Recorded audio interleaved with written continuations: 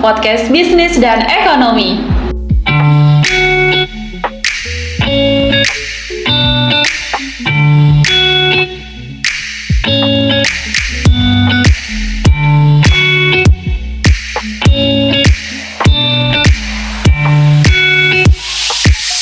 Selamat pagi, selamat siang, selamat sore, dan selamat malam untuk teman-teman yang lagi ada di rumah. Gimana nih kabarnya? Lama banget nih kita nggak saling sapa. Semoga teman-teman yang di rumah dalam keadaan baik dan sehat tentunya.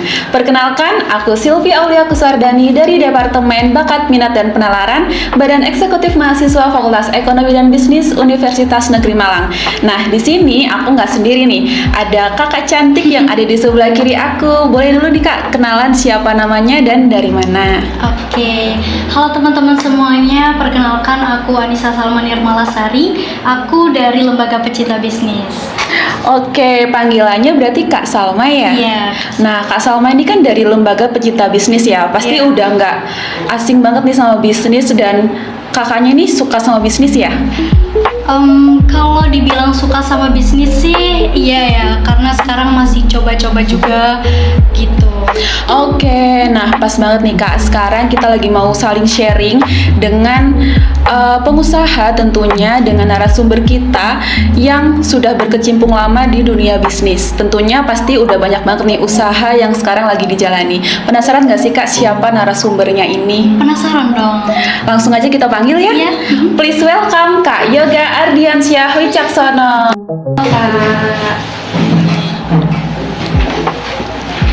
Halo Kak, dengan Kak Yoga ya.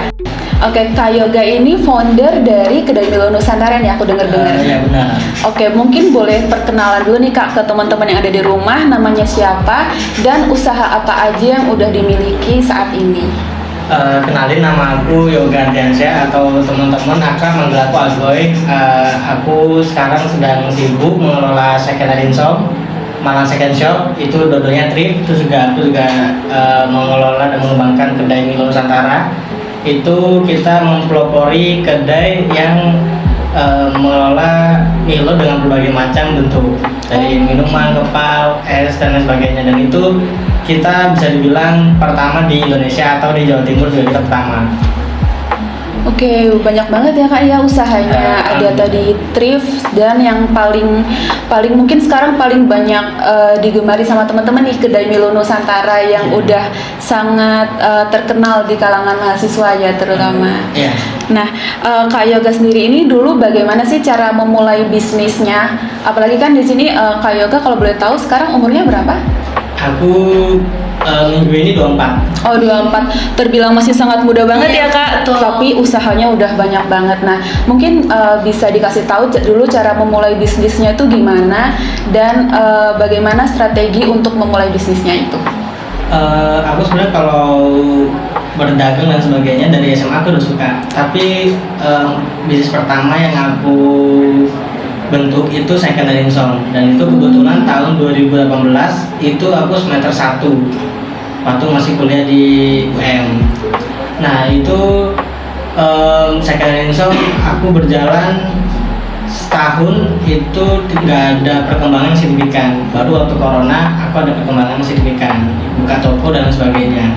Dan untuk faktanya yang ini sebenarnya agak sulit dipercaya, tapi dengan berbagai macam lini bisnis yang sekarang ada, aku memulai second hand shop itu dengan modal bulat itu cuma 500.000 aja, itu bulat. Dari yang segitu sekarang alhamdulillah ada 2 toko dan 3 cabang Milo. Wow. Berarti dari awal memulai bisnis nih udah banyak banget ya struggle yang dijalani sampai sekarang bisnisnya sustainable ya, udah bisa dibilang sustainable karena udah berjalan dari 2018 ya mulainya.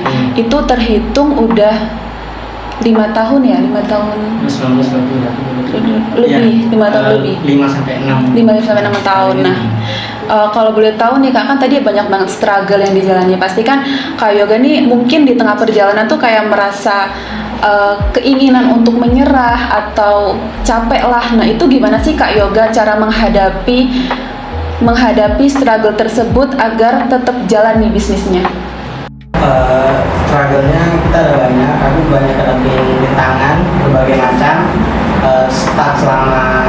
beberapa bulan juga pernah, terus dimusuhin sama yang sebidang juga pernah, terus terkendala peraturan pemerintah juga pernah, pokoknya berbagai macam.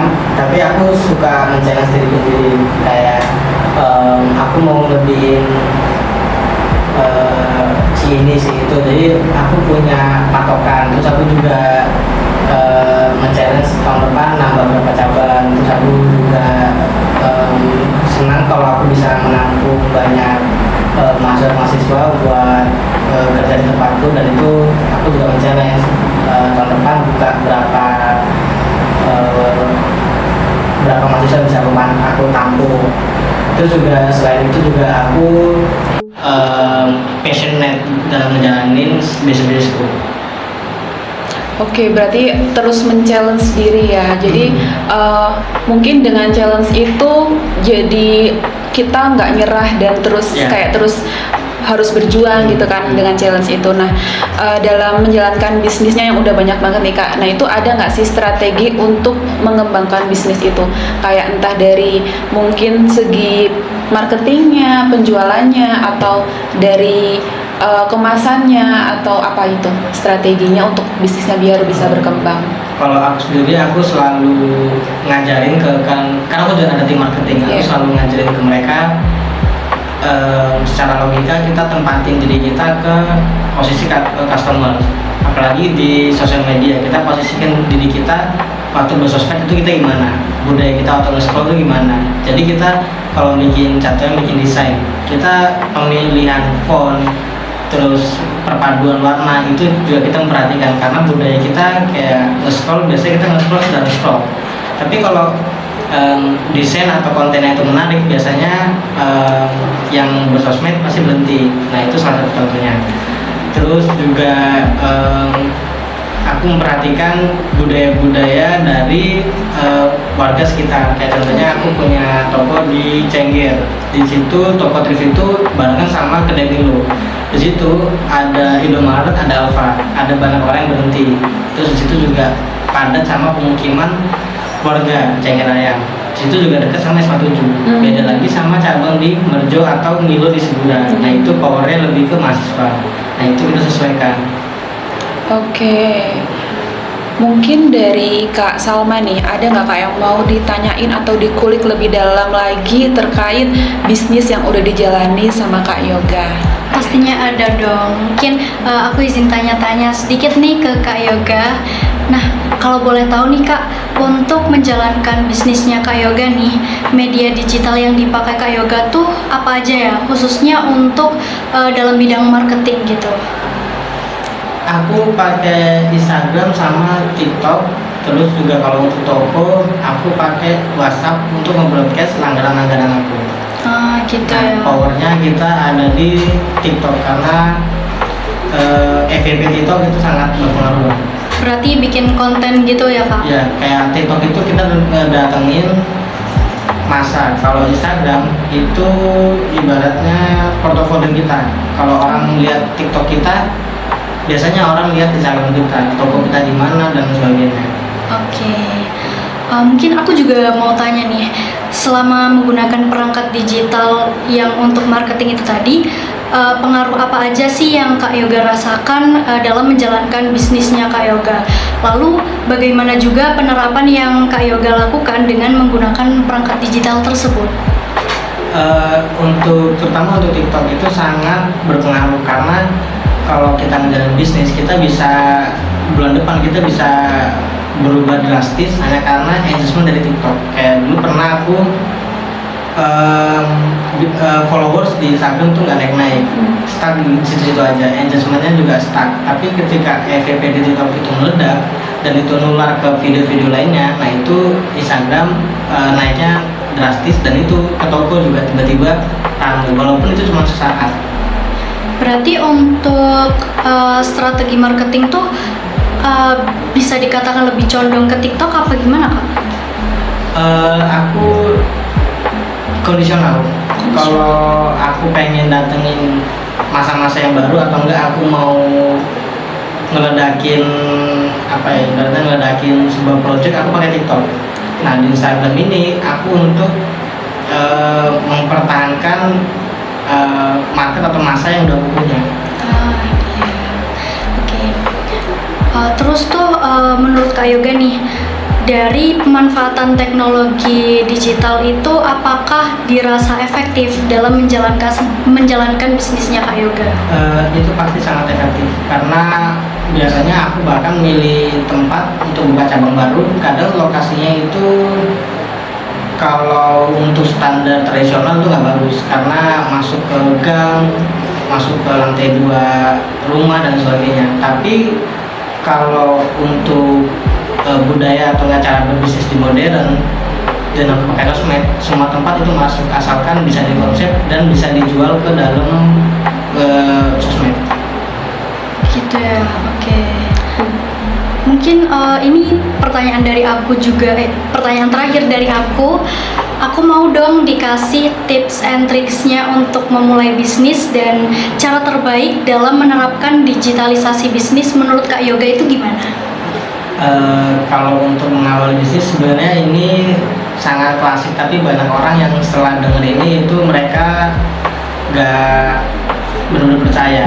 Langkah pertama itu harus berani, karena hanya perkara orang gak berani itu gak mulai-mulai. Kelihatannya kayak sepele, cuma butuh berani, tapi perkara gak berani, semua orang bisa gak mulai. Nah kalau udah berani itu harus diimbangi sama belajar, terus cari tahu, ngulik dan lain sebagainya. Kalau cuma berani doang, ya sama aja itu kayak bunuh diri gitu. Tapi kalaupun berani kemudian gagal, sejelek-jeleknya itu bisa jadi pengalaman. Oke, gitu ya ternyata. Oke, ternyata banyak banget ya strategi-strategi yang udah dijalanin, yang udah dilakuin sama Kak Yoga untuk mempertahankan bisnisnya ya. Mungkin aku penasaran nih Kak, kan tadi berhubungan sama TikTok dan Instagram. Pastikan itu cara menaikkan viewersnya kan susah ya Kak. Nah itu ada nggak Kak kayak tips untuk mungkin jam penguploadan atau durasi yang diupload atau konten yang dibuat itu harus seperti apa biar bisa menarik perhatian teman-teman gitu? Kalau jam upload itu penting, tapi itu yang tahu adalah masing-masing dari yang mengelola sosmed. Setiap akun itu beda. Nah, untuk yang paling penting daripada jam sosmed itu kalau aku pribadi, karena aku dari dulu udah sering main TikTok, bahkan buat TikTok sendiri, aku kayak udah punya insting video-video mana yang bakal naik. Itu karena kenapa? Karena aku tahu clickbaitnya. Kayak dulu pernah upload di subuh, aku tahu ini aku subuh, aku tempat tidur naik, itu beneran naik karena aku udah punya insting buat clickbaitnya. Apa yang bikin orang, itu tadi yang aku bilang, apa yang bikin orang berhenti. Kalau di FYP, kalau di TikTok itu algoritmanya semakin lama orang berhenti nge-share, nge-save dan sebagainya, itu ningkatin FYP. Nah itu apa yang bikin orang clickbaitnya, orang bisa bertahan di video itu. Oke. Wah menarik banget ya obrolan kita hari ini. Mungkin terakhir deh Kak, mungkin ada nggak nih pesan untuk teman-teman yang lagi nonton di rumah biar teman-teman ini bisa memulai bisnis dengan berani tadi, tapi tetap dengan strategi yang tepat, atau mungkin semangat untuk teman-teman biar bisa mulai bisnisnya? Karena ini pesannya buat teman-teman di rumah dan udah pasti mahasiswa, pesan aku untuk berbisnis itu tadi aku bilang kalian harus berani, kalian juga harus nekat. Dan di awal aku udah nyampein, aku mau mulai semuanya cuma dari duit bulat 500.000. Jadi duit bukan alasan. Terus juga buat teman-teman, apalagi sekarang aku tahu dari yang aku dengar peminat organisasi itu berkurang, sedangkan dari yang aku rasain organisasi itu penting banget. Dan buat teman-teman mahasiswa, kalian punya dua pilihan. Kalau kalian gak mau berbisnis, gak cukup berani untuk berbisnis, kalian harus benar-benar tekunin kuliah kalian dan akademik kalian. Tapi kalau kalian mau berbisnis, bukan berarti kalian gak harus mengabaikan akademik kalian. Kalian juga tetap harus mengimbangi akademik kalian, tapi kalian harus tetap konsisten sama bisnis kalian. Dan organisasi itu, walaupun kalian nanti mau berbisnis atau enggak, organisasi itu penting. Oke, Sylvie, aku mau tanya deh sebentar ya. Aku mau tahu dong lokasi kedai Milo Nusantara itu di mana aja? Oh iya, ngomong-ngomong tadi udah banyak banget ya Iya. cabangnya yang ada di Malang. Mungkin bisa dikasih tahu nih Kak, di mana aja biar teman-teman yang ada di rumah mau Betul. berkunjung tuh tahu gitu di mana tempatnya. Kalau kedai Milo kita ada di Cengkarayam dekat SMA 7, itu ada kedai Milo situ. Terus di Sigura-gura juga ada dekatnya Mbak Misa aja.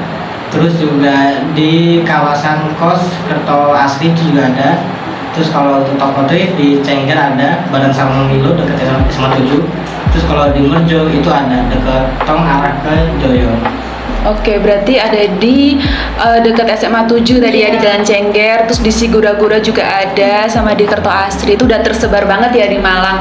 Buat teman-teman mungkin yang mau berkunjung ke kedai Milo Nusantara atau mau nge-thrift nih, boleh banget berkunjung di kedai Milo Nusantaranya Kak Yoga yang udah disebutin tadi ya, cabang-cabangnya di mana aja. Mungkin sosial medianya nih Kak, apa yang di Instagram dan TikToknya? Kalau Milo, kedai Milo Nusantara, kalau yang thrift itu Second and Insom. Second and Insom, ejaannya second, bahasa Inggris dari bekas, terus dan bahasa Inggrisnya N sama Insom, Second and Insom. Second and Insom tuh dicatat ya teman-teman ya, kedai Milo Nusantara sama Second and Insom. Oke, terima kasih banyak ya Kak Yoga atas waktunya yang sangat bermanfaat banget ya. Banyak banget hal yang bisa kita ambil dari pemaparan Kak Yoga tadi, strategi-strategi bagaimana cara memulai bisnis. Semoga apa yang kita obrolin kali ini bisa bermanfaat juga buat teman-teman di rumah. Thank you guys, see you.